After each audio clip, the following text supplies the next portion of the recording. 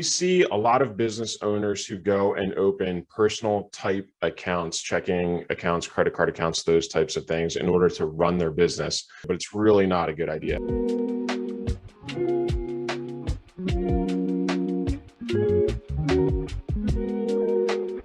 A mistake I see clients making often is not having a proper accounting or bookkeeping system in place. This is a problem because it really makes it difficult to manage your business finances.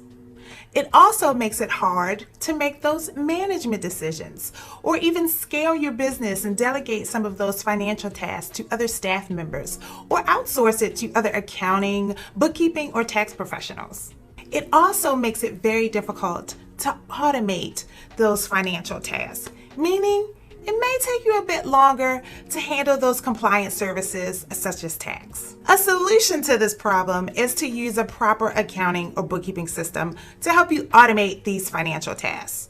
A solution like this generally syncs with your financial institution, meaning that it will pull in all of your banking transactions and with the click of a button, put them into a format that can be used to handle your compliance services like taxes, or to print off financial statements so you can make those key management decisions. One problem I see clients making all the time is following tax advice from social media. The problem with this is that taxes isn't a one-size-fits-all thing, and a 60-second clip may not cover your particular tax situation. This is also a problem because the U.S. tax code is about 7,000 pages long, and that doesn't include your state. A solution to this problem would be to speak with a trusted accounting or tax professional. And when I say trusted, I mean your CPAs, your enrolled agents, your tax attorneys, and even your registered tax professional.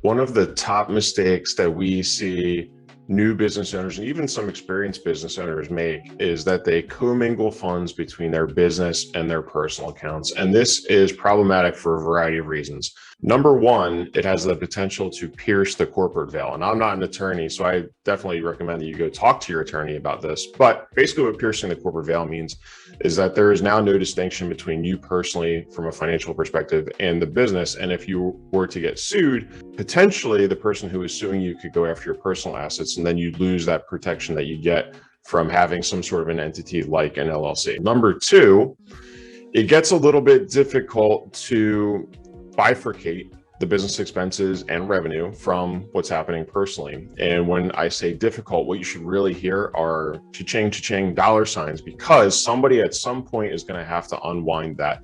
It's going to be expensive. It's going to be time consuming. It's going to be cumbersome. If for no other reason, the need to unwind that will be to file a tax return, number one, but then number two, just understanding how the business is actually operating. It's going to be very difficult if you're commingled. It's number two. Number three, we see a lot of business owners who go and open personal type accounts, checking accounts, credit card accounts, those types of things in order to run their business. That sounds like a good idea, and it might be easier to get credit that way or to open an account that way, but it's really not a good idea, because if you want the business to build its own credit and use its own credit and be credit worthy, you have to have the credit type accounts, loan type accounts in the business's name, using the business's EIN, and then use institutions where those accounts and those transactions are reported to credit monitoring agencies.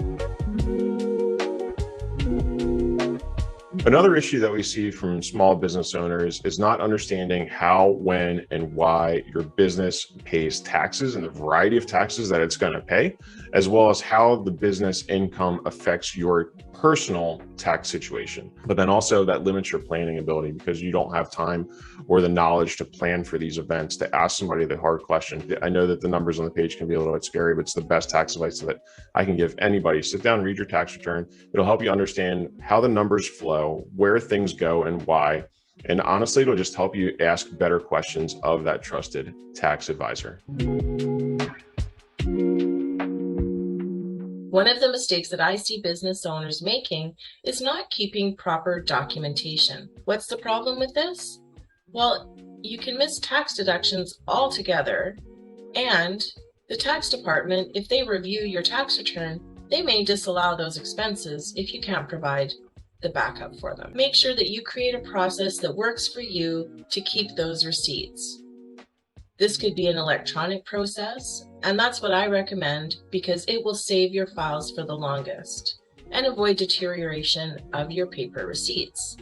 Now, if you're not used to keeping your documents and you're having a hard time getting that habit going, you can use a technique called habit stacking. This is simply taking a habit that you already have down pat and doing your documentation at the same time. Another mistake that I see business owners making is not saving for their taxes.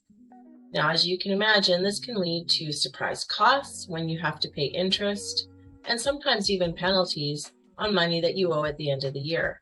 Calculate your taxes regularly throughout the year. Once you've calculated your taxes, you want to transfer the money into a separate bank account so that you are always reassured that you'll have the money at the end of the year to pay your taxes. If you're not sure how to calculate your taxes, you can talk to a tax professional or you can look online. There are tax calculators out there on the web, and you can use those to estimate how much tax you owe.